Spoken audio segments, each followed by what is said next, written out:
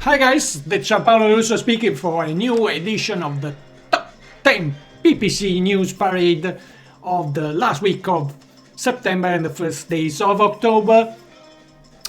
The third most important pay-per-click news, in my opinion, in these 15 days are three actually, and the first one is by John Loomer on johnloomer.com, and he's explaining the new features of thread ads available in Meta.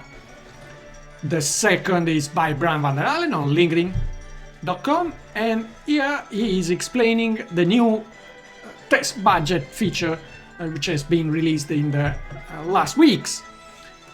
The third one is by Dario Zannoni on linkedin.com again, and he's explaining how now it's possible to access leads data on lead ads in Meta with Google Sheet.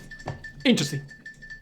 The second most important piece of news is by Mike Ryan on linkedin.com again, and he has shared an interesting statistic based on SMAC users, and the 25% of advertisers are now using a mixed hybrid campaign for shopping based on shopping campaigns and performance max,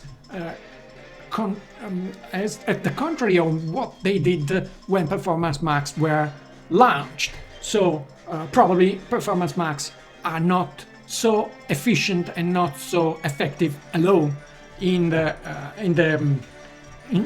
e-commerce projects. But the most important piece of news in these 2 weeks is by Danny Goodwin on searchengineland.com. Actually are two posts. The first one in which Danny is highlighting that ChatGPT, OpenAI, is searching for an engineer to structure their advertising platform.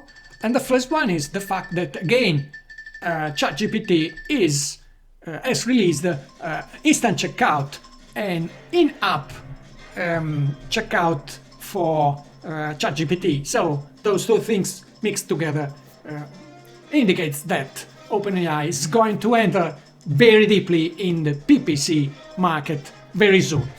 That's it for this edition. If you like this PPC news parade, please like, comment and share.